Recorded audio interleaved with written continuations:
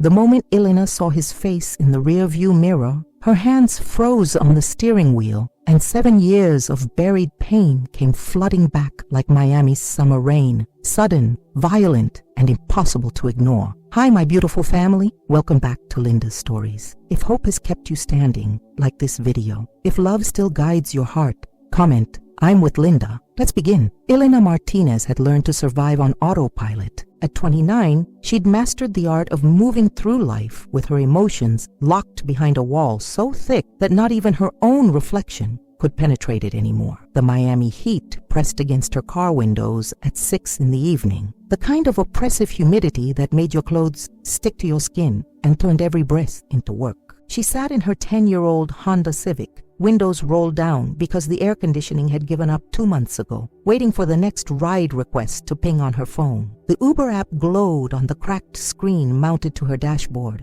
Elena's eyes traced the familiar streets of Brickell on the map, watching the little cars move like ants through the financial district, where glass towers reflected the golden hour sun. She'd driven these streets so many times she could navigate them blind. Morning shifts before the twins woke up, afternoon shifts between school pickup and dinner, night shifts after her mother arrived to watch Mia and Lucas sleep. Her phone buzzed. New ride request. Pick up at the Four Seasons Hotel. Destination, Miami International Airport. Fare estimate, $42. She accepted it without thinking, muscle memory guiding her fingers. $42 meant groceries for 3 days if she was careful. It meant she could buy Mia the colored pencils she'd been asking for. It meant Lucas could get new shoes because his toes were starting to poke through the front of his current pair. Elena pulled away from the curb, weaving through evening traffic with practiced ease. The city moved around her in familiar patterns. Tourists in rental cars driving too slowly, locals honking impatiently, the occasional sports car weaving through lanes like they owned the asphalt. She'd grown up in Little Havana, where the streets smelled like Café Cubano and fried plantains, where Spanish mixed with English in a linguistic dance that felt like home. But Brickell was different. Brickell was money. Brickell was the kind of place where people wore suits that cost more than her monthly rent and talked on phones that could probably pay off her student loans. She pulled up to the Four Seasons circular driveway, where a doorman in a crisp uniform stood ready to assist guests. Through her windshield, Elena could see a man in a charcoal suit walking toward her car, phone pressed to his ear,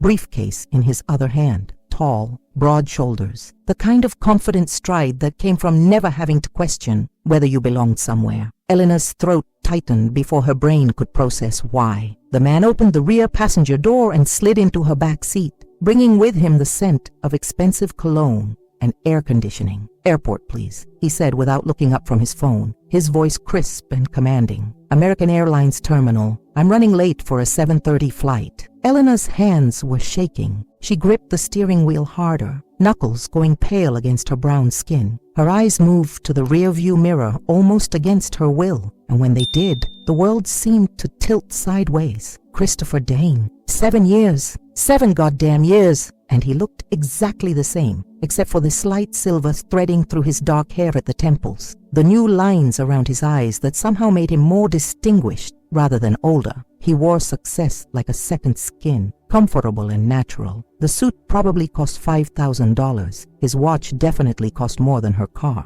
Elena's heart hammered against her ribs so hard she thought he might hear it. She checked her own reflection in the rearview mirror. Her black curls were pulled back in a simple ponytail. She wore no makeup because she'd learned that makeup and 12-hour shifts didn't mix well. A simple black t-shirt and jeans. She looked like exactly what she was, a woman working 3 jobs to keep her head above water. Did he recognize her? His eyes stayed glued to his phone screen, fingers moving rapidly as he typed. No, he didn't recognize her. 7 years ago, she'd been different. Softer, younger. She'd worn dresses and heels to her receptionist job at Dane Industries. She'd styled her hair every morning. She'd believed in fairy tales. Is there a problem? Christopher's voice cut through her spiraling thoughts. Elena realized she hadn't moved the car. No, sorry. Traffic report just came through. She forced her voice steady, lower than it used to be, roughened by years of holding back screams. She pulled away from the hotel, merging into Brickell Avenue traffic. Her phone rang. The sound pierced through the car speakers via Bluetooth. Elena's stomach dropped as she saw the name flash on her car's display screen. Mia Martinez, her daughter. Christopher would see it. He was sitting right there. "Do you need to take that?"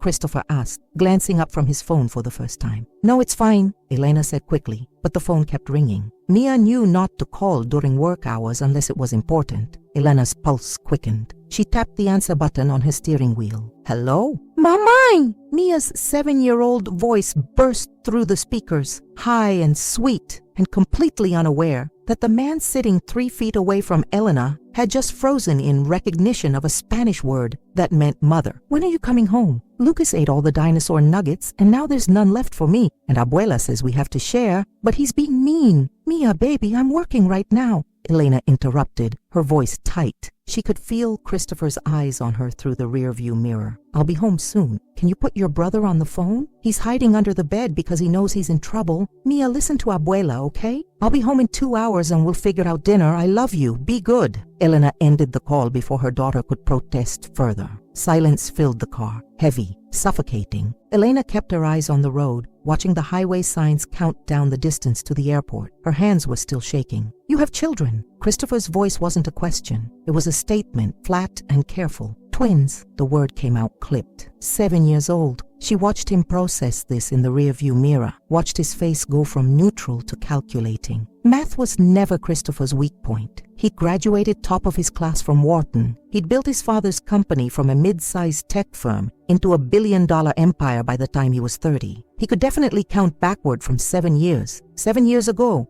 they'd been together. 7 years ago, he'd told her he loved her while they watched the sunrise from his penthouse balcony. 7 years ago, he'd promised her things that seemed possible in the soft morning light. And then 7 years ago, he told her his father was sick, that he needed to take over the company, that his family expected him to marry someone from their social circle, someone who understood their world, someone who wasn't a receptionist from Little Havana with student loans and dreams bigger than her bank account. 7 years ago, he'd chosen his empire over her. 7 years ago, Elena had discovered she was pregnant 2 weeks after he walked away. Elena, her name fell from his lips like a confession, and the sound of it after all this silence made something crack inside her chest. "Elena Martinez. Christ, I didn't recognize you. Most people don't." She kept her voice cold, kept her eyes on the road. They were on I-95 now, heading north toward the airport. 20 more minutes. She could survive 20 more minutes. "The twins," Christopher started, and she could hear something raw in his voice now, something that sounded almost like panic. "Don't," Elena cut him off.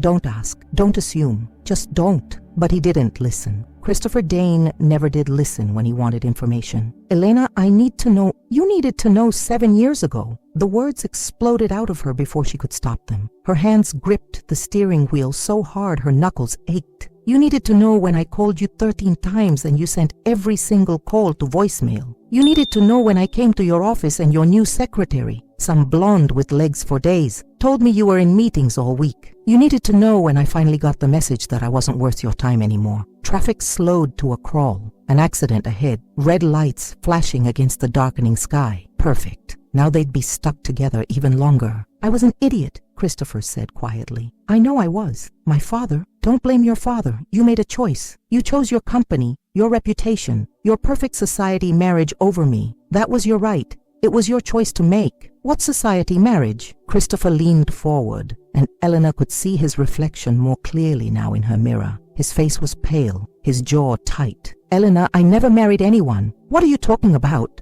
Elena's laugh was bitter. "I saw the engagement announcement. Dane Industries heir to wed Victoria Ashford, daughter of Ashford and Associates. It was in the Herald 6 months after you left. Your father looked so proud in the photo. That engagement lasted 3 weeks." Christopher said, his voice rising. "It was a business arrangement my father pushed. I called it off. I've been single for 7 years, Elena. I never stopped." He cut himself off, but the words hung in the air between them anyway. The traffic started moving again. Elena accelerated, desperate to get to the airport, to end this conversation, to get him out of her car and back out of her life where he belonged. "The twins," Christopher said again, and this time his voice was different, harder. "Elena, are they mine?" She could lie. She should lie. It would be easier. But Elena had spent 7 years being strong, being honest, being the kind of mother who taught her children that truth mattered even when it hurt. Yes. The word fell between them like a bomb. Mia and Lucas are yours. They're 7 years old. Mia has your eyes, Lucas has your smile, and they don't know you exist because you made it very clear that you didn't want to exist for me." Christopher made a sound like he'd been punched. Elena glanced in the mirror and saw him drop his phone, saw him press both hands against his face. His shoulders shook. "I tried to tell you," Elena continued, her voice steadier now, years of practiced composure sliding back into place. "For 3 months, I tried.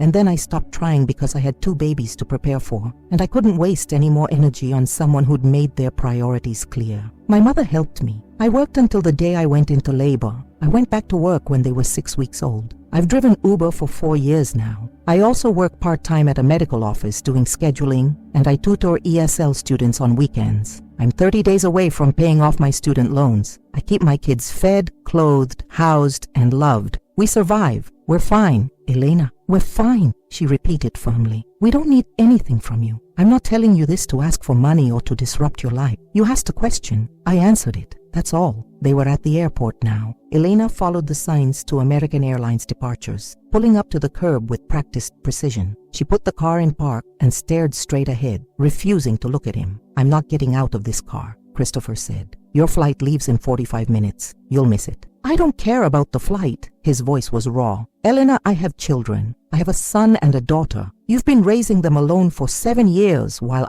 His voice cracked. "While I built a company that means nothing. While I lived in a penthouse that's empty. While I went to business dinners and charity galas and told myself I'd made the right choice. How can I just get on a plane like this conversation didn't happen? The same way you got in a car without recognizing the mother of your children," Elena said coldly. "The same way you've lived 7 years without knowing they existed. You're good at compartmentalizing, Christopher. It's one of your strengths. That's not fair." "No," Elena agreed. "It's not. Nothing about this is fair. But it's reality. And I've spent 7 years living in reality while you've been living in whatever ivory tower billionaire CEOs live in. So you can either get out of my car and catch your flight, or you can sit here and miss it. Either way, I have another pickup in Coconut Grove in 20 minutes, and my kids need dinner, and my mother has arthritis that acts up when she's on her feet too long, so I need to get home." A car honked behind them. Airport security was gesturing for them to move. Christopher opened the car door, but didn't get out. "Can I see them?" "No."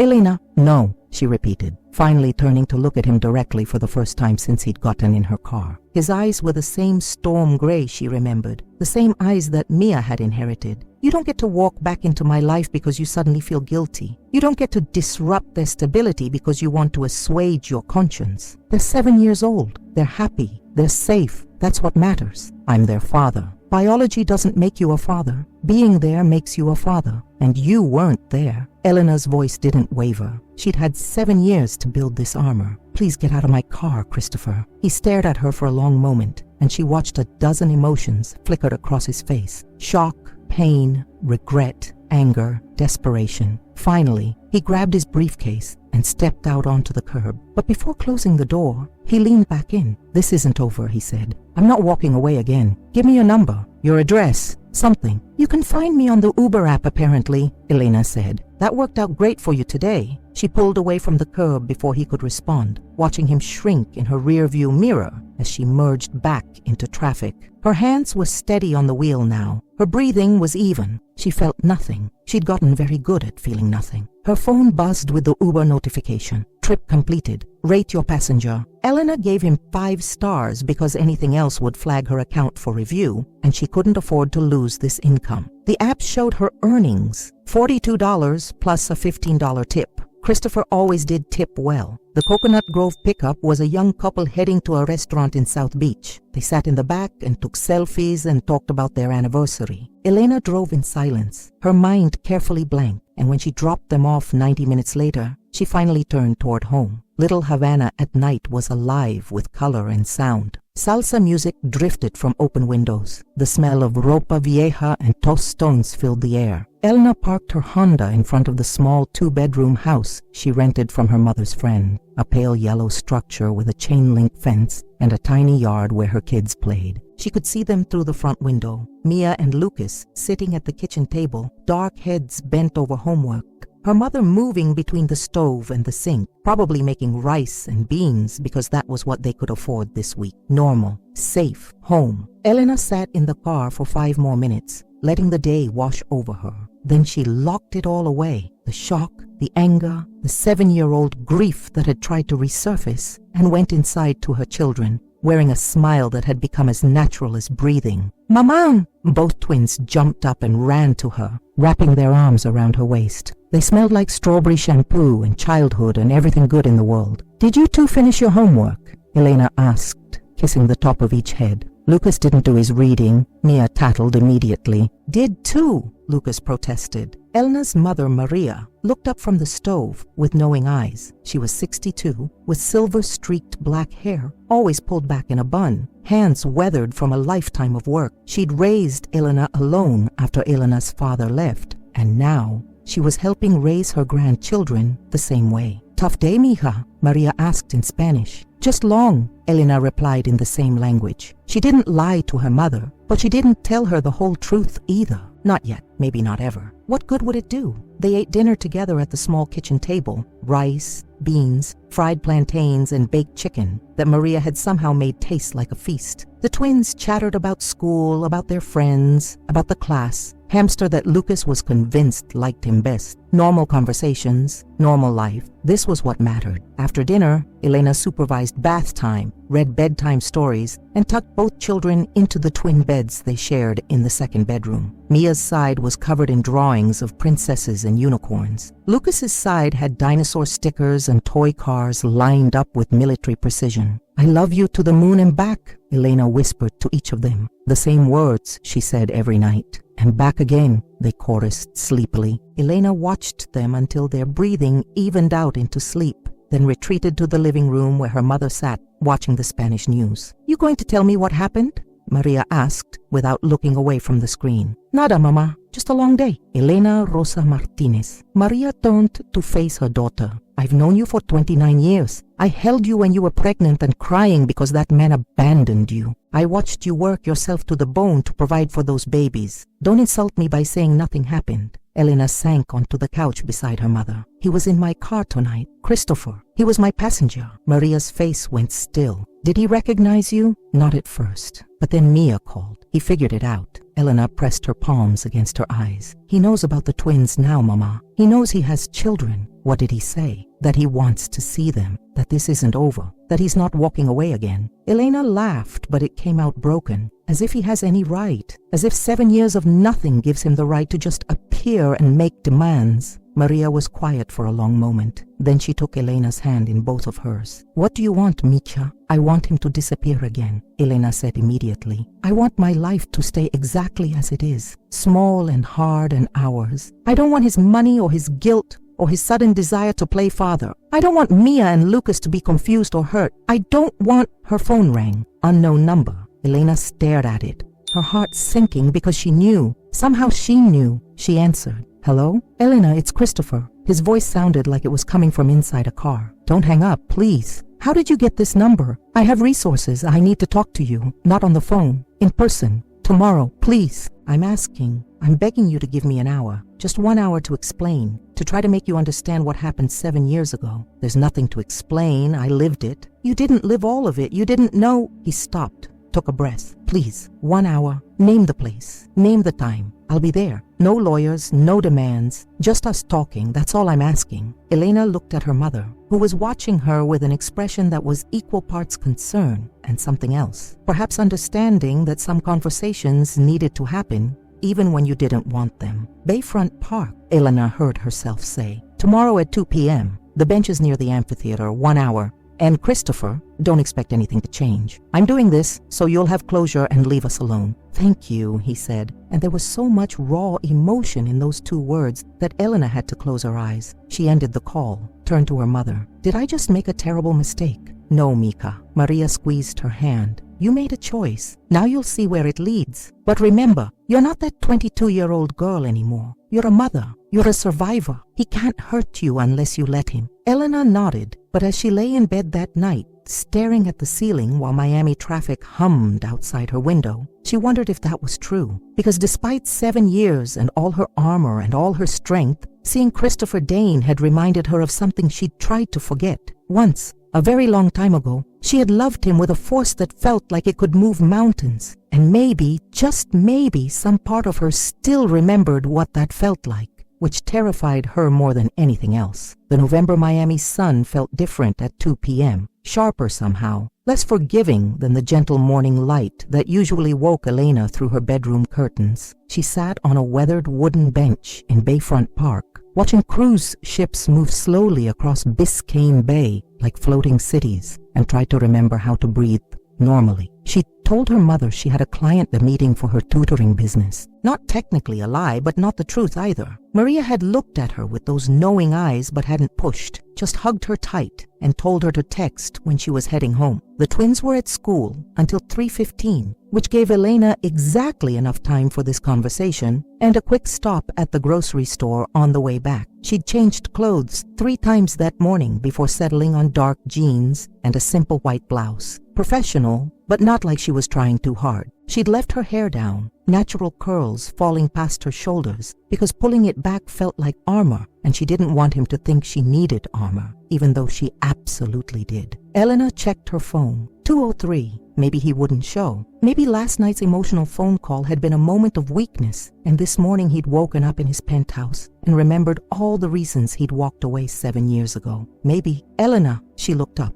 Christopher stood 5 feet away, and in the bright afternoon light, he looked different than he had in the dim interior of her car. Tired. There were shadows under his gray eyes that suggested he'd slept about as well as she had. He wore jeans. She'd never seen him in jeans before, and a plain black t-shirt that probably still cost more than her weekly grocery budget, but at least wasn't a $5,000 suit. "You came," he said, like he genuinely thought she might not. "I said I would." Elena gestured to the bench beside her. "You have 1 hour." Christopher sat down, leaving a careful foot of space between them. For a long moment, neither of them spoke. A jogger passed by, headphones in, completely unaware that 2 people's lives were being rearranged on this bench. A mother pushed a stroller, her toddler pointing excitedly at the seagulls. Normal life continuing while Elena's world tilted sideways. "I didn't sleep last night," Christopher finally said. "I kept thinking about them, about Mia and Lucas. I tried to imagine what they look like, what they sound like, if they laugh like you do, if they—" His voice cracked. 7 years, Elena. I missed 7 years. You made that choice. No, I made a different choice, and I need you to understand what actually happened because you've been living with a version of events that isn't complete. Christopher turned to face her fully. When my father got sick 7 years ago, it wasn't just sick. It was pancreatic cancer, stage 4.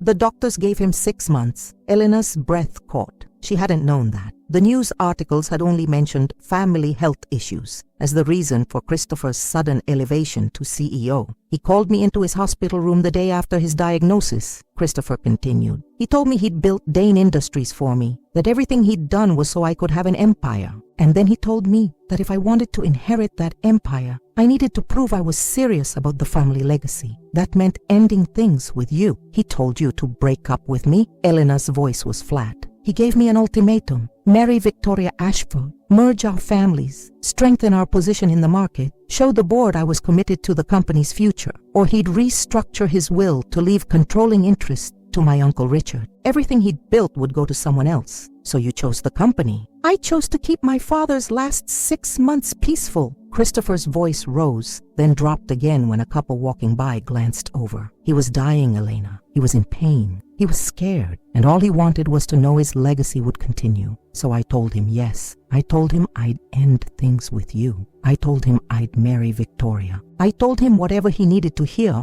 so he could die without that fear eating him alive. Elena stared at the water. A pelican dove for fish emerged successful. "But you did end things with me. You did get engaged to Victoria. The engagement was fake, or it was supposed to be temporary. Victoria knew the truth. Her father and my father arranged it. She was getting a business merger out of it. I was getting my inheritance. We agreed we'd wait until after my father passed, then quietly call it off." Christopher ran his hands through his hair. But then you stopped calling. You stopped coming by, and I thought maybe it was better that way. Cleaner, less painful for both of us. Less painful? Eleanor laughed, and it came out sharp as broken glass. Christopher, I was pregnant. I was 22 years old, pregnant with twins, and the man I loved had disappeared. I lost my job at your company because your uncle decided there needed to be restructuring, and somehow my position was restructured right out of existence. I had to move back in with my mother. I had to apply for Medicaid because I couldn't afford prenatal care. Less painful for who exactly? Christopher's face had gone pale. You lost your job 3 weeks after you promoted your uncle to COO, first round of cuts. Funny how that works. I didn't know. Elena, I swear I didn't know. Richard handled all HR decisions during the transition. If I'd known,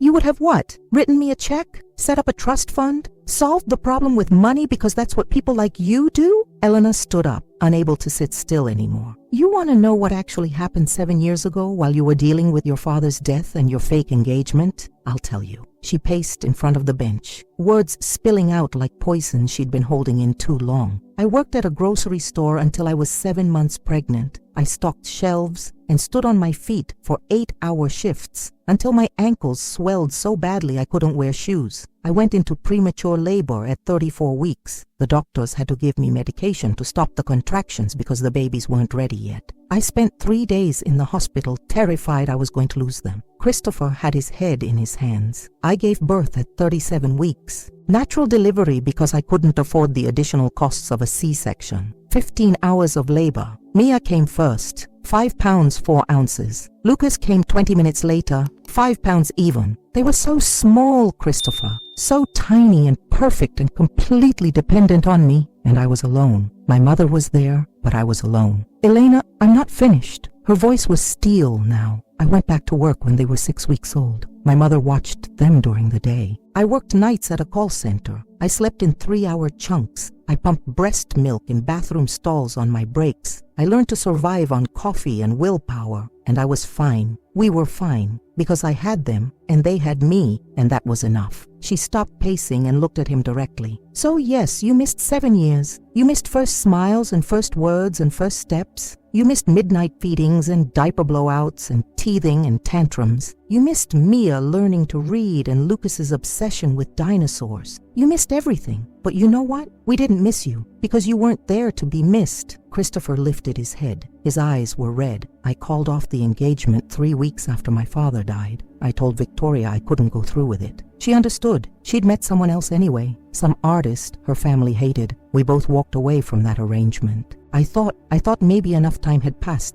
that I could reach out to you again. Start over. But when I tried to find you, you were gone. You'd moved, changed your number. I asked around at the old office, but no one knew where you'd gone because your uncle had fired me and I had no reason to maintain contact with anyone from that part of my life. I should have tried harder. I know that. I should have. Christopher stood up, taking a step toward her. Elena, if I had known about the twins, everything would have been different. You have to believe that. I would have been there. I would have helped.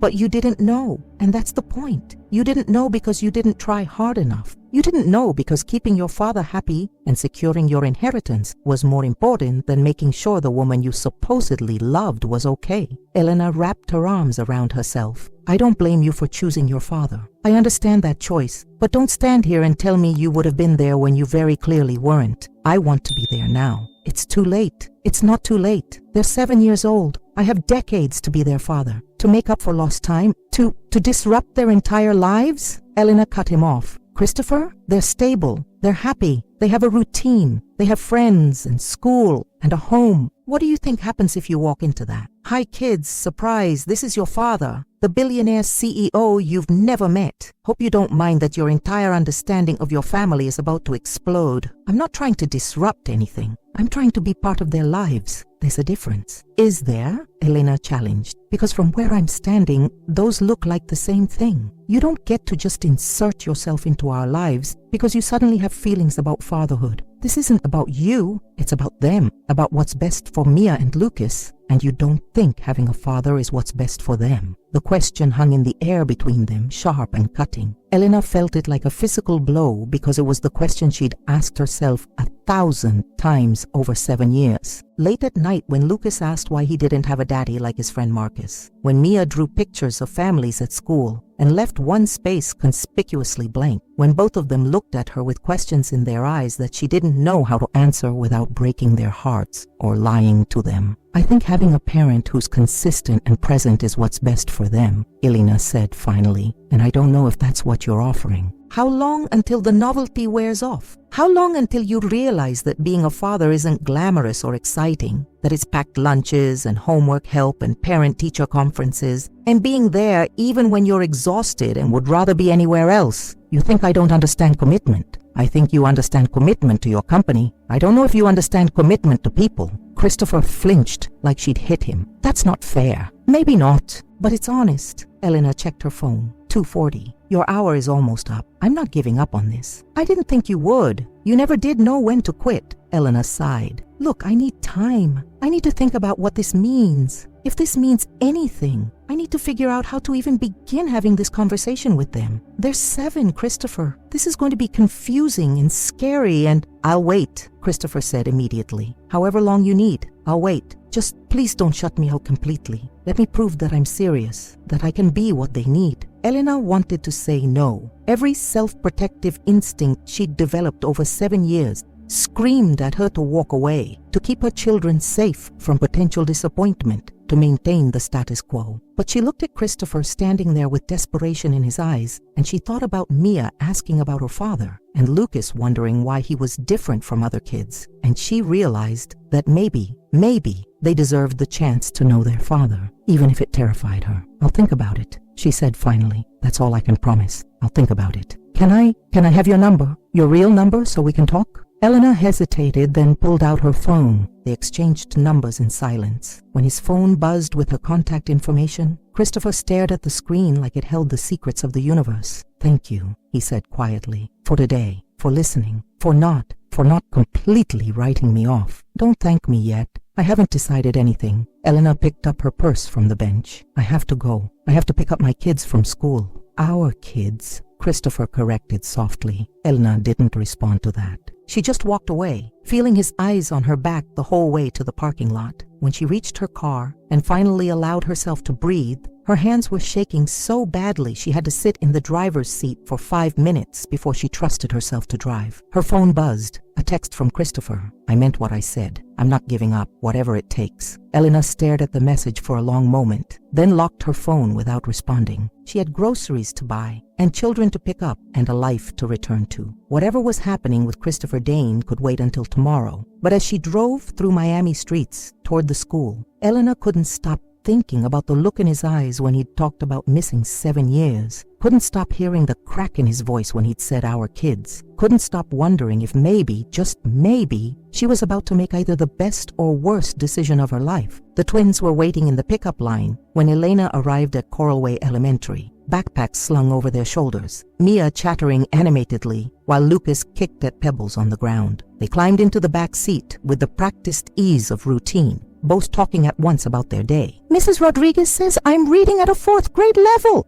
Mia announced proudly. Tommy brought his lizard for show and tell and it pooped on the carpet, Lucas added gleefully. Elena listened and responded and asked questions, slipping back into the comfortable rhythm of motherhood. This was real. This was what mattered. 2 7-year-olds who needed help with homework and dinner and baths and bedtime stories. Not complicated conversations with billionaire CEOs about paternity and missed years and what ifs. But that night, after the twins were asleep and Elena's mother had gone home, Elena found herself pulling up Christopher's contact on her phone. She typed and deleted a dozen messages before finally settling on. I need to know you're serious, that this isn't just guilt or novelty. My kids, our kids, deserve better than someone who's going to disappear when things get hard. His response came within seconds. I understand. Tell me how I can prove it. I'll do anything. Elena stared at those words for a long time, trying to decide if she believed them. Then she typed, "Start by learning about them. I'll send you information, photos, updates. We'll take this slow, and if at any point I decide this isn't working, you back off immediately. Deal? Deal. Thank you, Elena. You won't regret this." But as Elena lay in bed that night, staring at the ceiling while traffic hummed outside and her children slept peacefully down the hall, she couldn't shake the feeling that she might regret it very much, because letting Christopher Dane back into her life, even peripherally, meant opening doors she'd locked tight 7 years ago, and she had no idea what might come through them. The next 3 weeks passed in a strange new routine. Elena sent Christopher photos, Mia at her school play dressed as a sunflower, Lucas at soccer practice with grass stains on his knees. She sent updates about their daily lives, their likes and dislikes, their personalities. She told him about Mia's love of art and Lucas's fascination with space. She explained their routines, their fears, their dreams, and Christopher responded to everything. He asked questions. He remembered details. He sent thoughtful replies that showed he was actually paying attention, not just going through the motions. He never pushed for more than Elena was willing to give, never demanded to see them, never made her feel pressured. It was disarming. Elena's mother noticed the change immediately. "You're on your phone more," Maria observed one evening while they folded laundry together, the twins watching TV in the living room. "Just work stuff," Elena said, but Maria's look told her that excuse wouldn't fly. "Is it him?" Elena folded a tiny t-shirt with dinosaurs on it, Lucas's favorite. "He wants to be part of their lives, Mama. He's trying. I don't know if it's real or if it will last, but he's trying." "And what do you want, Mija?" "I want what's best for them." "That's not what I asked." Maria set down the towel she was folding and took Elena's hands. "What do you want?" Not as a mother, as Elena. The question caught her off guard. Elena had spent so long thinking of herself only as mom that she'd almost forgotten she was allowed to want things for herself. "I don't know," she admitted. "I don't know if I can trust him. I don't know if he'll stay. I don't know if opening this door is going to hurt everyone involved. But I look at Mia and Lucas and I think, don't they deserve the chance to know their father? Don't they deserve to make their own choice about that relationship? And if he breaks their hearts the way he broke yours, then I'll be there to pick up the pieces, like I always am." Elena squeezed her mother's hands. "I'm not doing this for me, Mama. I'm doing it for them. And maybe that has to be enough." Maria pulled her into a hug. "Just promise me you'll be careful, with your heart and with theirs. I promise." But promises, Elena was learning, were easy to make and hard to keep, because 3 weeks of texts and photos had led to Christopher asking if he could meet the twins, not as their father, not yet, but as someone Elena knew, a friend, someone who wanted to take them to the aquarium because Lucas loved marine biology. Elena had stared at that text for 2 hours before responding. Every instinct told her to say no. Too soon, too risky, too many ways this could go wrong. But she thought about Lucas's face when he talked about sharks, thought about Mia begging to go to the aquarium for her birthday, thought about how they deserved this chance. So she'd typed, "Saturday, 2 p.m., Miami Seaquarium. You get 2 hours. If either of them seems uncomfortable, we leave. And Christopher, don't tell them who you are. Not yet." His response, "I'll be there. Thank you for trusting me with this." Now it was Saturday morning, and Elena was trying to figure out how to tell her 7-year-olds that they were meeting someone new without making it seem like a big deal, while simultaneously preparing them for what might be one of the biggest deals of their young lives. "Kids," she called from the kitchen, where she was packing snacks into a cooler because aquarium food was expensive, and she'd learned to budget for these kinds of outings. "Come here for a minute." Mia and Lucas appeared immediately, always eager for any adventure. They were both in shorts and t-shirts, ready for a day out. Mia's hair was pulled back in 2 puffs that Elena had carefully styled that morning. Lucas wore his favorite shirt with a great white shark on the front. "We're going to the aquarium today like I promised," Elena said, keeping her voice casual. "But we're also going to meet someone, a friend of Mommy's. His name is Christopher." "Why?" Mia asked immediately. She was the more cautious of the twins, always wanting to understand the reasons behind things. "Because he's nice, and he wants to meet you guys, and he loves the ocean as much as you do." Not technically lies, though Elena felt guilty for the truth she was omitting. "Is he your boyfriend?" Mia's eyes went wide with the possibility. "No, honey, just a friend. Someone I knew a long time ago who I ran into recently." Lucas had lost interest already, distracted by the prospect of seeing sharks. "Can we go now?" I want to see the hammerheads. In a little bit. I just want you both to know that if you don't like Christopher, or if you feel weird, or if you just want to leave, that's totally okay. You can tell me and we'll go. No questions asked, okay? Both twins nodded, though Elena could see Mia filing away this information, processing it with that careful way she had of thinking through everything. She was so much like Elena had been as a child, thoughtful, cautious, protective of herself. Lucas was already racing toward the door. Let's go! The sharks are waiting! The Miami Sea Aquarium was crowded with weekend visitors when they arrived, families with strollers and excited children running toward the entrance. Elena paid for their tickets, silently thanking last night's particularly good Uber tips, and led the twins inside. Christopher was waiting near the main tank, where a massive sea turtle glided through the water with graceful ease. He wore jeans and a Miami Dolphins t-shirt, looking nothing like the CEO who'd sat in her car a month ago. He looked nervous. Elena had never seen Christopher Dane look nervous before. "Christopher," she called out, and he turned immediately. His eyes went straight to the twins, and Elena watched his face transform, saw the recognition in his eyes as he looked at Mia's gray eyes that matched his own, at Lucas's smile that was a perfect copy of his own childhood photos, saw the emotion he was barely holding back. "Hi," he said, his voice rough. He cleared his throat. "You must be Mia and Lucas. Your mom told me you guys love the ocean." "I love sharks," Lucas announced immediately, any shyness forgotten in his enthusiasm. "Did you know that great white sharks can smell a single drop of blood in 25 gallons of water?" Christopher's smile was genuine. "I did know that. That's pretty impressive. What else do you know about sharks?" And just like that, Lucas was off, rattling off shark facts with the enthusiasm only a 7-year-old could muster. Christopher listened to every word, asking questions, encouraging more information, looking at Lucas like he was the most fascinating person in the world.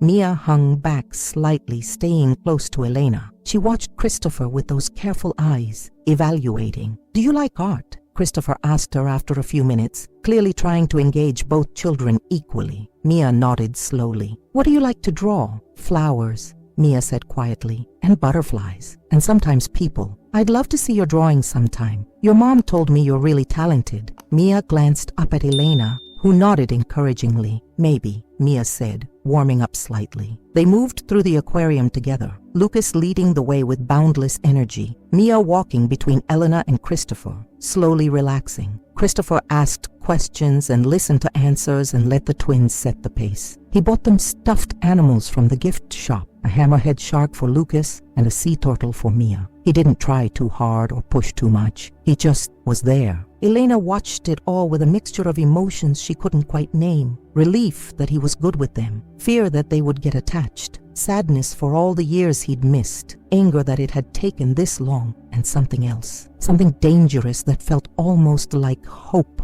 After 2 hours, Lucas tugged on Elena's sleeve. "Mama, I'm hungry. We should probably get going," Elena said, though truthfully, the afternoon had gone better than she'd dared hope. "Can Christopher come with us?" Lucas asked, looking up at the tall man who'd spent the last 2 hours patiently explaining oceanic zones and answering endless questions about marine life. Elena looked at Christopher, saw the desperate hope in his eyes, and found herself saying, "Sure, there's a taco place nearby if you want to join us." The taco restaurant was casual and cheap, the kind of place Elena took the twins regularly because she could feed all 3 of them for under $20. Christopher looked completely out of place, but he ordered like he'd been there 100 times and let Lucas tell him more shark facts while they waited for food. Mia had warmed up significantly, showing Christopher pictures on Elena's phone of her latest drawings. He praised each one genuinely, asking about her choices of colors and subjects, treating her art like it mattered. Elena's phone buzzed.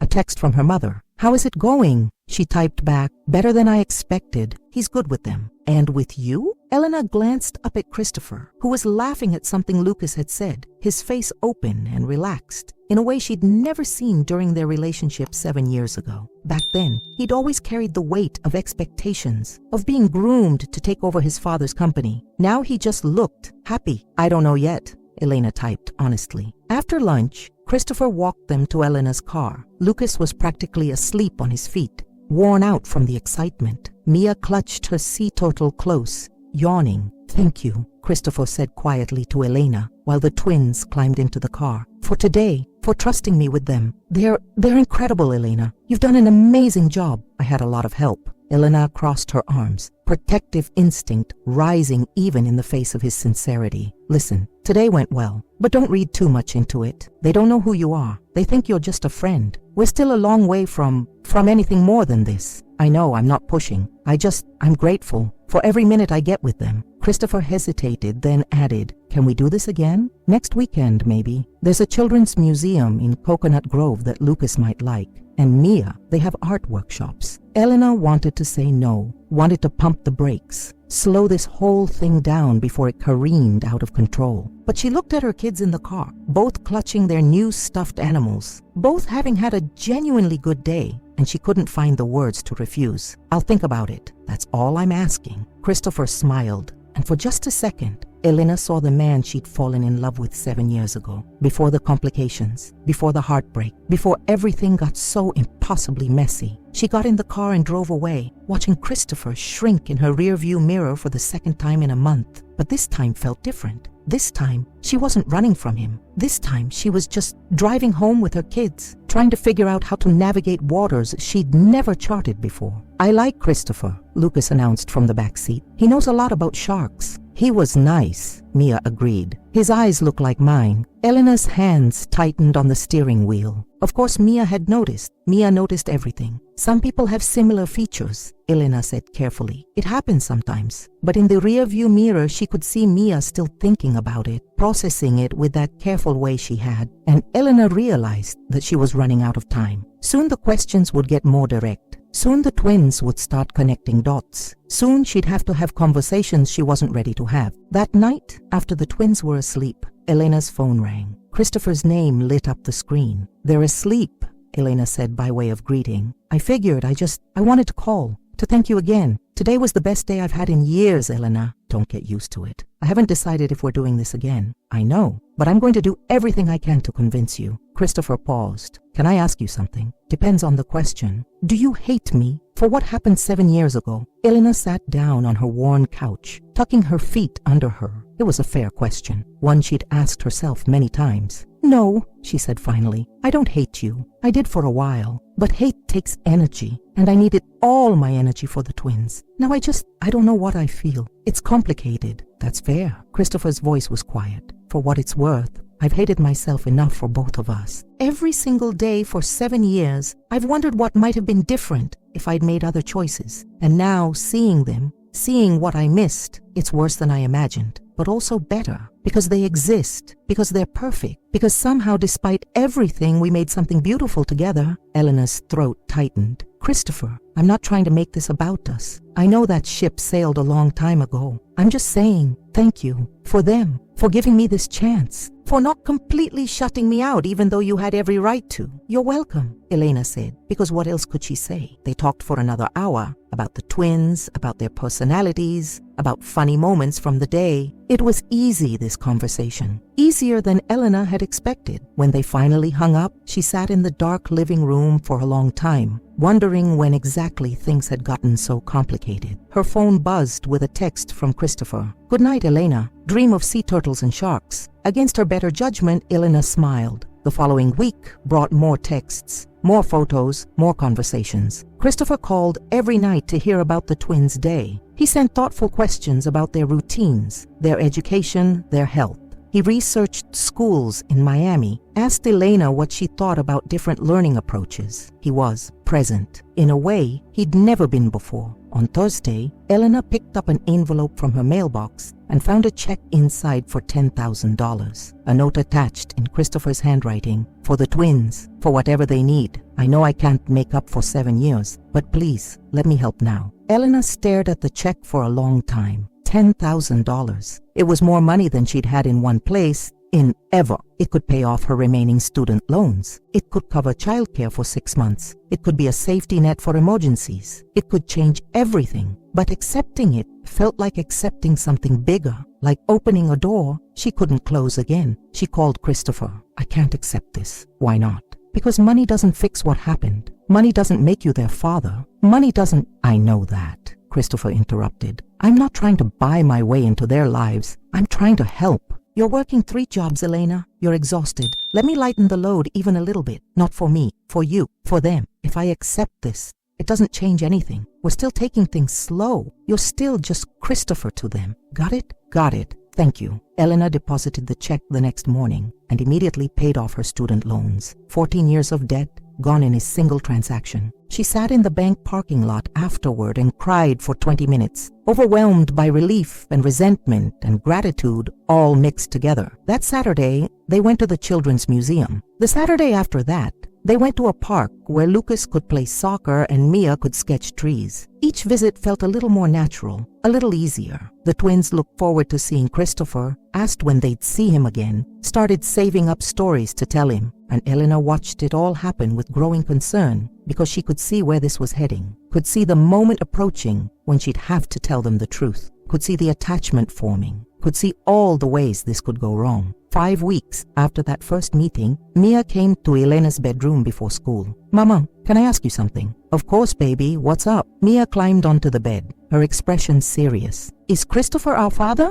Elena's world stopped spinning. What makes you ask that? He has my eyes. He knows things about us that you haven't told him. He looks at us like he loves us. And you're different around him. Nervous, but also not nervous. Like you're trying not to care, but you do. Mia tilted her head, studying her mother. So is he. Elena could lie, could deflect, could buy more time. But she looked at her daughter's intelligent, knowing eyes and realized that Mia deserved better than lies. Yes, Elena said softly. Yes, Christopher is your father, and Lucas's father too. Mia absorbed this information silently for a moment. Then, why didn't you tell us before? Because it's complicated, Mija, and I wanted to make sure. I wanted to protect you. I wanted to make sure he would stick around this time before I let you get attached. This time, he left before. And so Elena found herself explaining, in age-appropriate terms, what had happened 7 years ago, about falling in love, about Christopher's father being sick, about hard choices and missed connections and 7 years of not knowing. Mia listened to it all quietly. When Elena finished, her daughter asked, "Does he want to be our father now?" "Yes, very much." "Do you want him to be?" The question caught Elena off guard. "What I want doesn't matter. This is about what's best for you and Lucas. But do you want him to be?" Mia pressed. Elena looked at her 7-year-old daughter, so wise beyond her years, so perceptive, and decided to be honest. "I don't know yet. I'm scared, because he left once, and I don't want him to hurt you and Lucas the way he hurt me. But I also think maybe people deserve second chances. Maybe he's different now. I just don't know." Mia nodded slowly. "Can I tell Lucas?" "Let me tell him. Tonight, together. Okay?" That evening after dinner, Elena sat both twins down and told them the truth. Lucas's reaction was immediate enthusiasm. "Does this mean Christopher is going to live with us? Does he know about dinosaurs too? Can he take me to the Space Museum?" Mia was quieter, more thoughtful. "Is he going to leave again?" she asked. "I don't know," Elena admitted. "I hope not, but I can't promise anything. What I can promise is that no matter what happens with Christopher, you will always have me. Always. And we're going to take this slow and careful, okay? We're not rushing into anything." That night, Elena texted Christopher. "They know. Mia figured it out. I told them both. They want to talk to you. Are you ready for that?" His response came immediately. "I've been ready since the day I found out they existed. When can I see them?" "Tomorrow. Come to dinner, 6 p.m. I'll text you the address. And Christopher, this is it. This is your chance. Don't screw it up." "I won't, I promise." Elena lay awake that night, wondering if she'd just made the best or worst decision of her life, wondering if Christopher would keep his promise this time, wondering if her children's hearts were about to be broken or healed, wondering if maybe, just maybe, broken things could be repaired after all. The next evening, Christopher Dane knocked on the door of the small yellow house in Little Havana, where Elena Martinez had built a life without him. And when 7-year-old twins answered the door, both looking at him with questions in their eyes and hope in their faces, he dropped to his knees so he was at their level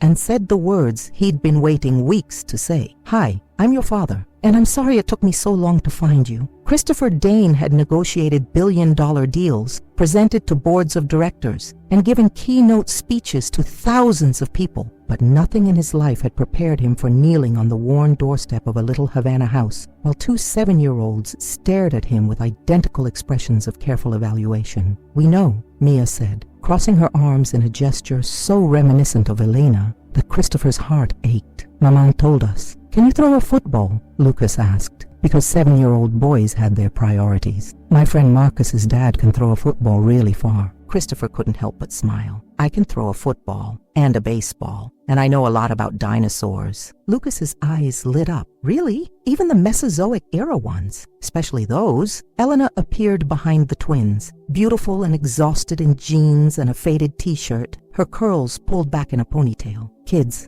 let Christopher inside. You're letting all the air conditioning out." The house was small but spotlessly clean, filled with evidence of children. Drawings taped to the refrigerator, toys organized in colorful bins, a bookshelf overflowing with picture books and early readers. The couch was threadbare but comfortable looking, covered with a handmade blanket. Everything was worn but cared for, loved but humble. Christopher had lived in a penthouse that cost more per month than most people's annual salary. He'd traveled the world on private jets, stayed in 5-star hotels, eaten at Michelin-starred restaurants. But standing in Elena's living room, breathing in the smell of something cooking on the stove, something that smelled like garlic and spices and home, he'd have traded his entire fortune to have been here for the last 7 years. "Dinner's almost ready," Elena said, her voice careful. "Kids, go wash your hands. Christopher, you can sit down." The twins ran off, whispering to each other in rapid Spanish that Christopher couldn't quite catch. Elena disappeared into the kitchen, leaving him alone in the living room. He studied the photos on the walls, the twins as babies,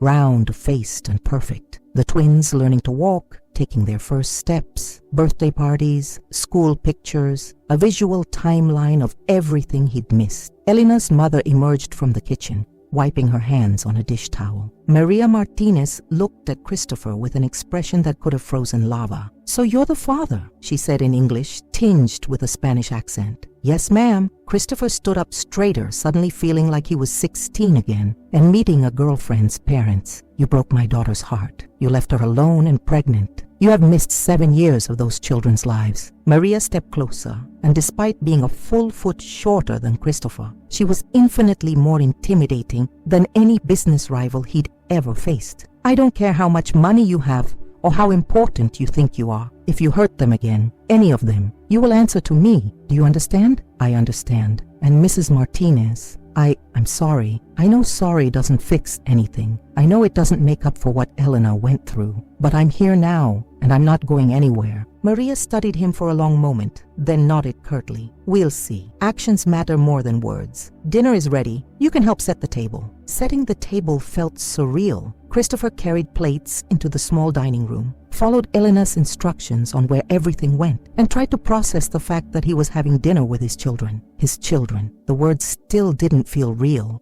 Dinner was picadillo, black beans, white rice, and fried plantains. Simple Cuban food that tasted better than any meal Christopher had eaten in the last year. The twins chatted about their day at school, occasionally directing questions at Christopher that ranged from, "Do you like broccoli?" to "How does electricity work?" Christopher answered every question seriously, asked his own questions in return, and tried not to stare too obviously at these two incredible humans who carried his DNA. Lucas had his smile and his stubborn cowlick. Mia had his eyes and his tendency to think before speaking. They were both perfect in ways that made his chest hurt. After dinner, Lucas dragged Christopher to his room to show him his dinosaur collection, while Mia helped Elena with dishes. Christopher sat on the floor of the small bedroom, surrounded by plastic dinosaurs organized by time period, and listened to his son explain the difference between Jurassic and Cretaceous species with passionate enthusiasm. "Do you have kids?" Lucas asked suddenly. The question hit Christopher like a punch. "You're my kids, you and Mia." Lucas considered this. "But you don't live here? Why not?" "Because," Christopher struggled to find age-appropriate words, "because your mom and I weren't together when you were born. Sometimes adults make things complicated, but I want to be in your life now, if that's okay with you. Will you come to my soccer game? It's on Saturday. Marcus's dad comes to his games." Christopher felt something crack open in his chest. "I would love to come to your soccer game. What position do you play?" "Forward! I scored 2 goals last week." They talked for another 30 minutes before Elena appeared in the doorway. "Lucas, it's almost bedtime. Let Christopher say goodnight to your sister too." Mia's room was a stark contrast to Lucas's organized chaos. Her space was neat, everything in its place, her drawings displayed on the walls with careful precision. She sat on her bed, clutching the stuffed sea turtle Christopher had bought her at the aquarium, watching him with those gray eyes that mirrored his own. "You can sit if you want," Mia said, gesturing to the edge of her bed. Christopher sat carefully, leaving plenty of space between them. "Your drawings are beautiful. Your mom told me you're very talented. She has to say that. She's my mom." But Mia smiled slightly. "I'm not your mom, and I'm saying it too. You have real talent, Mia." They sat in comfortable silence for a moment. Then Mia asked, "Are you going to leave again?" The question was quiet but direct, and Christopher felt the weight of it settle on his shoulders. "No, I'm not going to leave, I promise. Mama says we shouldn't make promises we can't keep. Your mom is very wise, but this is one promise I can keep. I know I wasn't here before, and I'm sorry about that. But I'm here now, and I'm going to keep showing up. For you and for Lucas. For however long you'll let me." Mia studied him for a long moment. "Okay, but if you break your promise, I'm going to be really mad. That's fair." Elena appeared in the doorway. "All right, time for bed. Say good night to Christopher." "Good night, Christopher," Mia said formally. Then more quietly, "Thank you for the sea turtle." "You're welcome. Sleep well." Elena walked Christopher to the door while her mother supervised the twins' bedtime routine. On the small front porch, under the yellow streetlights of Little Havana, they stood facing each other for the first time all evening without children as buffers. "Thank you," Christopher said, "for tonight, for letting me in, for everything. Don't thank me yet. Tonight was easy. It's the next 1,000 nights that will be hard." Elena crossed her arms, her expression guarded. "Christopher, they're already getting attached, especially Lucas. You heard him asking about soccer games and living here. They're building expectations. If you can't meet those expectations, I will meet them. Whatever they need, I'll be there. It's not about what they need. It's about showing up consistently, not just the fun parts, the boring parts too, the hard parts, the 3 a.m. stomach flu parts, the homework meltdown parts, the I hate you right now parts. Can you do that?" Christopher looked at her. This woman who'd carried his children, birthed them, raised them alone, built a life from nothing, and felt shame wash over him. "I don't know. I've never done this before. I don't know how to be a father, but I want to learn. I want to try. Will you let me try?" Elena was quiet for a long time. "You can come to Lucas's soccer game on Saturday, 2 p.m. at the park near the school. And next week, Mia has an art show at her school, Thursday night at 7. If you want to be their father, those are the kinds of things fathers show up for. I'll be at both. I promise. Stop making promises you haven't kept yet. Just be there. Prove it with actions, not words." Christopher nodded, accepting the rebuke because he'd earned it. "Can I ask you something?" "What? Are you ever going to forgive me for what happened 7 years ago?" Elena's laugh was bitter. "I don't know. Ask me in another 7 years." But as Christopher walked to his car, a modest sedan he'd rented specifically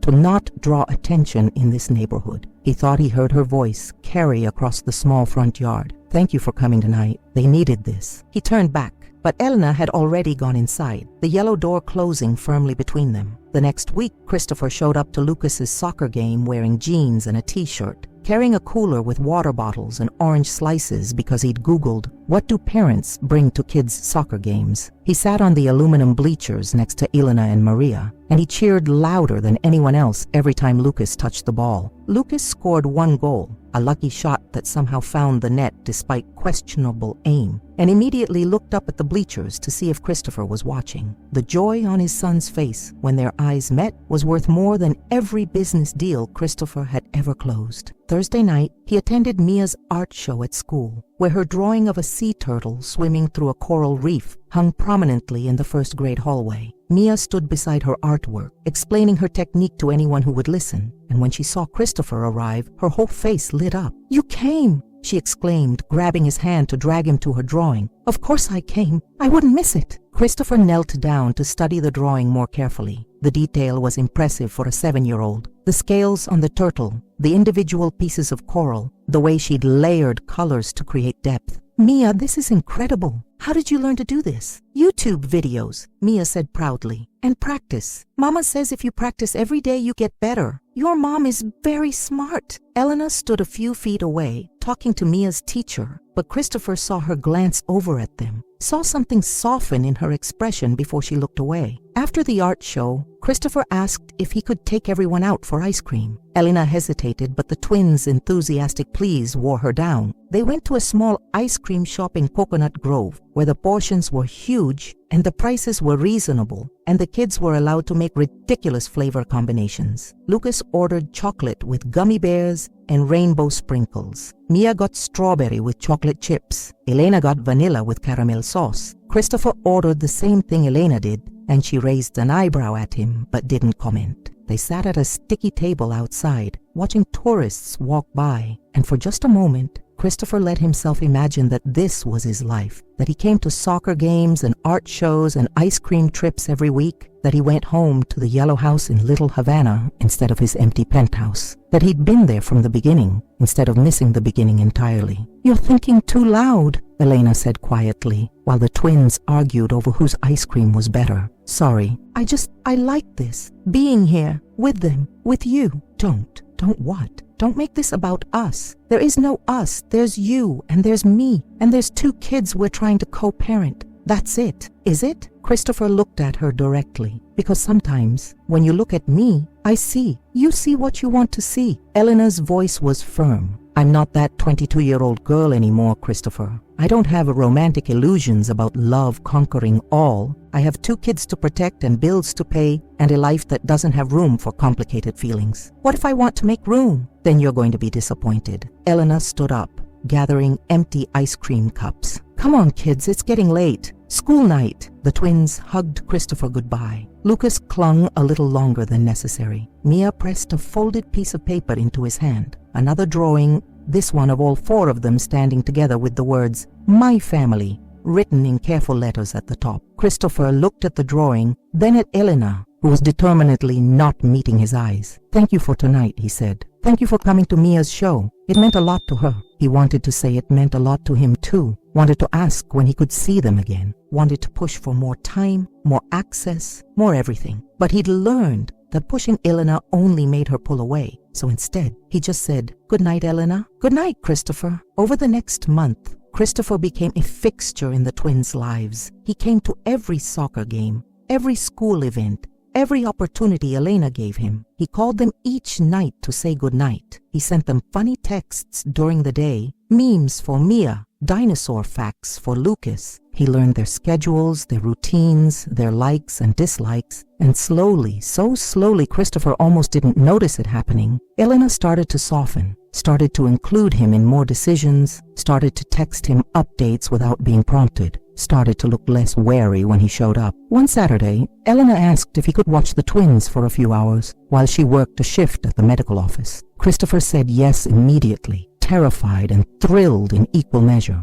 3 hours alone with his children. No Elena as a buffer. Just him and 2 7-year-olds who expected him to know what he was doing. It went better than he'd feared and worse than he'd hoped. Lucas wanted to play soccer in the tiny backyard and accidentally kicked the ball through the neighbor's window. Mia spilled an entire bottle of paint on the kitchen floor while working on a project. There was tears and apologies and a frantic call to Elena asking what he should do about the window. "Welcome to parenting," Elena said dryly. "There's cash in the cookie jar. Pay for the window and apologize to Mrs. Rodriguez. And Mia, use paper towels for paint, not the dish towels." When Elena came home 3 hours later, Christopher was exhausted, paint-stained, and lying on the living room floor, while both twins used him as a jungle gym. "They broke you," Elena observed, trying not to smile. "Completely. I don't know how you do this every day." "Practice. And caffeine. Lots of caffeine." Elena shooed the twins off Christopher so he could sit up. "But you survived. That's what matters. Can I do it again? Next week?" "You want to?" "Yes." Christopher was surprised by how much he meant it. "I want to be here. Not just for the fun parts, for all of it." Elena studied him for a long moment. "Okay, next Saturday, same time. I'll see if you still feel that way after Lucas has a meltdown because his socks feel weird and Mia decides to reorganize her entire room at 8 p.m. I'll be here." And he was. Week after week, Christopher showed up. He learned how to make breakfast without burning anything. He figured out that Lucas needed 20 minutes to wake up before talking in the morning, and Mia needed exactly 3 bedtime stories or she wouldn't fall asleep. He learned which grocery store had the cheapest prices and which brands the twins preferred. He learned how to be a father. 2 months after that first dinner, Elena called him at midnight.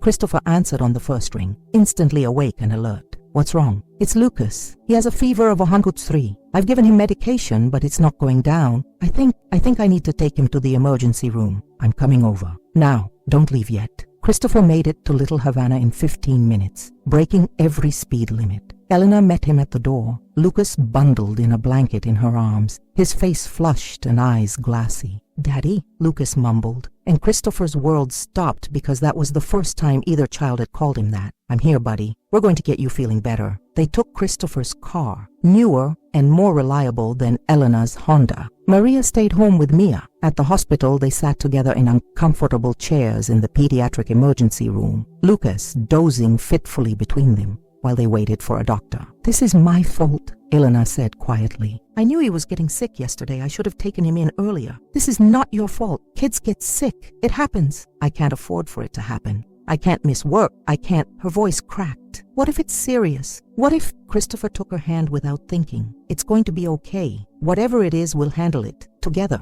Elena looked down at their joined hands but didn't pull away. "When did you become someone I could count on? I've been trying to be that person. Did it work? I don't know yet. Ask me in another 7 years." But she was almost smiling. Lucas had a bad flu virus. The doctor prescribed rest, fluids, and medication. They took him home at 3 a.m., all of them exhausted. Christopher carried Lucas inside while Elena dealt with the discharge paperwork. "Stay," Elena said when Christopher started to leave. "Please, just stay, in case he needs something." "In case I need something." So Christopher stayed. He slept on the couch with an old blanket Maria provided, and when Lucas woke up crying at 6 a.m., both Christopher and Elena stumbled to his room. They took turns holding him, giving him medicine, coaxing him to drink water, partners in the unglamorous reality of parenthood. By morning, Lucas's fever had broken. He was tired and cranky, but okay. Christopher made breakfast, scrambled eggs and toast, the only thing he'd mastered, while Elena dozed on the couch. Mia appeared in the kitchen, rubbing sleep from her eyes. "Is Lucas okay?" "He's better. Still sick, but better." "You stayed all night?" "Your mom asked me to." Mia climbed onto a kitchen chair, watching Christopher flip eggs with only moderate success. "Mama doesn't ask for help. She usually does everything herself." "I know, but she asked you. That means she trusts you."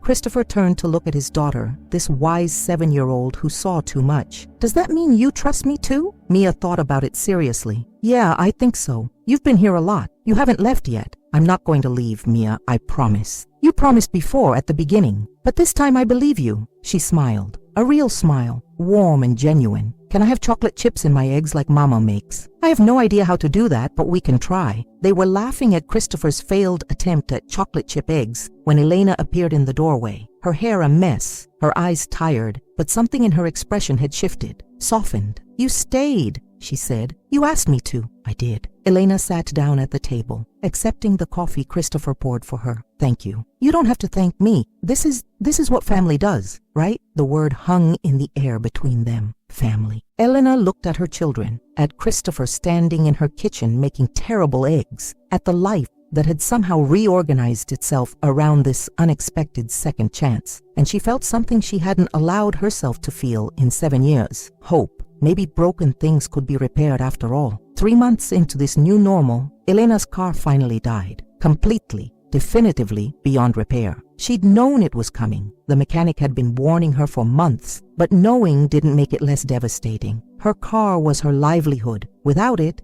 she couldn't drive Uber. Without Uber income, she couldn't make rent. She was sitting on her front steps, staring at the dead Honda in her driveway and trying not to panic when Christopher's rental sedan pulled up. He took one look at her face and asked, "What happened?" "My car died. The transmission finally gave out. The mechanic says it's not worth fixing." Elena laughed, but it came out broken. "I'm fine. I'll figure it out. I always do." "How much is a new car?" "Christopher, no, don't. I'm not asking you for money. I know you're not asking. I'm offering." "How much?" "I can't accept that. I can't." "Why not?" Christopher sat down beside her on the steps. "Elena, I'm a billionaire. Buying you a car wouldn't even register on my bank statement. But more than that, you're the mother of my children. You've supported them alone for 7 years. Let me help, please. It's too much. It's not enough. It will never be enough to make up for what you went through alone." Christopher pulled out his phone. "Give me 48 hours. I'll handle it." "Christopher, I'm not asking permission. I'm telling you,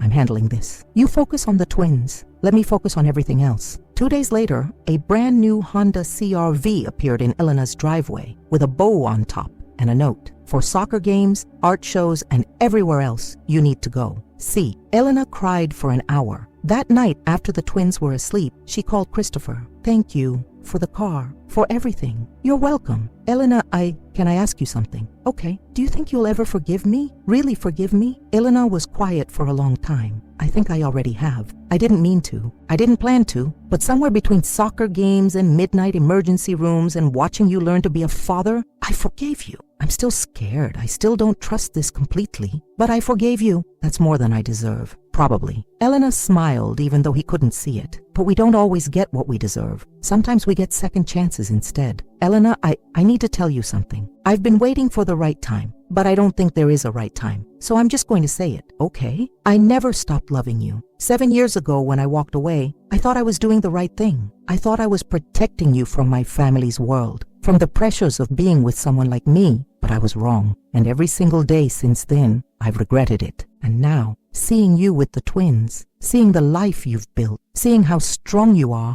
I love you even more than I did then. I know you don't feel the same way. I know you've moved on, but I needed you to know. Elena's breath caught. Christopher, you don't have to say anything. I'm not asking for anything. I wanted to be honest. For a moment, Elena considered lying, considered keeping her walls up, considered protecting herself the way she'd learned to do. But then she thought about Lucas, calling Christopher Daddy at the hospital, thought about Mia drawing pictures of their family, thought about 3 months of consistent presence, of someone who kept showing up even when it was hard. I don't know if I love you, Elena said honestly. I don't know if what I feel is love or just gratitude or hope or muscle memory from 7 years ago, but I know I'm not afraid of you anymore. And that's a start, isn't it? That's more than a start. That's everything. They talked until 2 a.m, falling into the kind of easy conversation they'd had 7 years ago before everything got complicated. And when they finally hung up, Elena lay in bed wondering if maybe, just maybe, some fairy tales came true after all. They just took longer than expected and required more work than the stories suggested.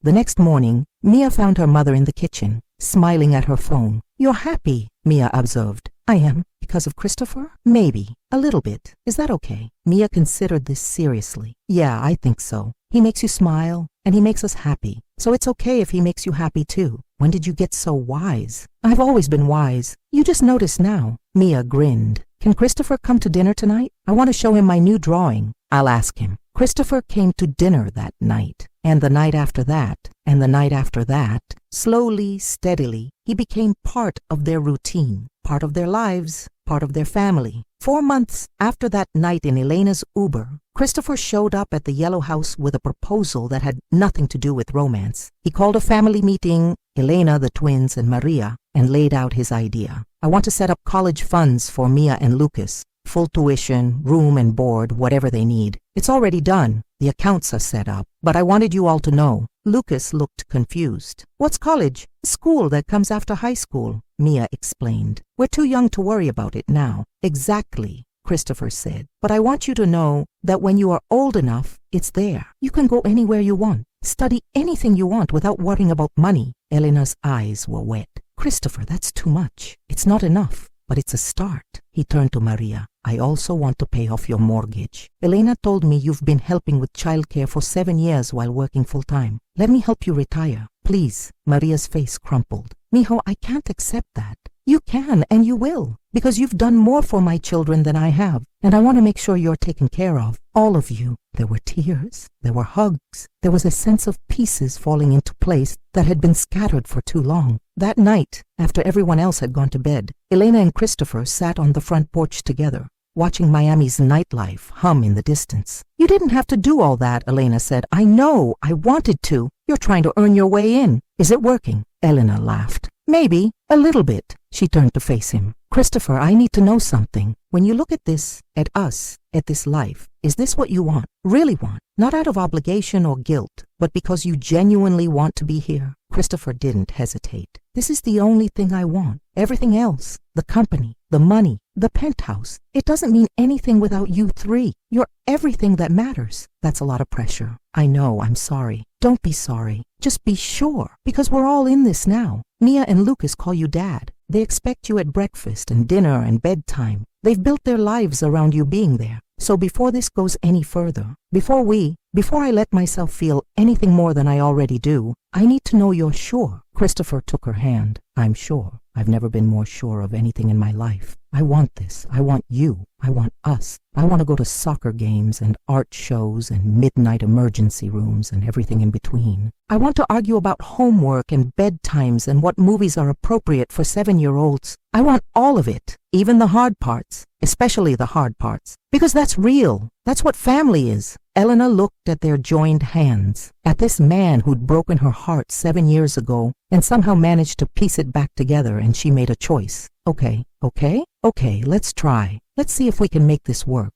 For real this time. Not just as co-parents, but as us. Whatever us means now. Christopher's smile was brighter than the Miami streetlights. Really? Really? But slowly. I'm not rushing into anything. We're doing this right. For us and for them. Slow is good. I can do slow. He leaned in and Elena let him. Their first kiss in 7 years was soft and careful and full of promise. It tasted like second chances and hope and the possibility that sometimes, if you fought hard enough and loved deep enough and refused to give up, broken things could be better than new. When they pulled apart, Elena whispered, "Don't make me regret this." "I won't, I promise. And this time, I'm keeping that promise." Inside the house, Mia peeked through the curtains and smiled. She'd seen her mother kiss Christopher. She ran to tell Lucas, who was already asleep, but would definitely want to know in the morning. Their family was finally complete, and it had only taken 7 years, 1 chance Uber ride, and 2 perfect children to make it happen. 6 months later, Christopher proposed properly, down on one knee in front of the twins with a ring he'd chosen specifically because it was nothing like the ostentatious diamond Victoria Ashford had worn during their fake engagement. This ring was simple, elegant, meaningful, 3 stones representing Elena, Mia, and Lucas. "Will you marry me?" Christopher asked. "Will you let me spend the rest of my life making up for the time I missed and building new memories we'll never forget?" Elena looked at her twins, both nodding enthusiastically, looked at her mother crying happy tears, looked at this man who'd learned to be a father, who showed up every single day, who chose them over and over again. "Yes," she said. "Yes, I'll marry you." They got married 6 months after that in a small ceremony in Elena's backyard, the yellow house in Little Havana where their family had learned to heal. Mia was flower girl. Lucas was ring bearer. Maria cried through the entire ceremony, and when the officiant said, "You may kiss the bride," Christopher and Elena kissed, while their children cheered and Miami's sun shone down on a family that had been broken and was now whole. It wasn't a fairy tale. It was better than a fairy tale. It was real, messy and complicated and absolutely perfect.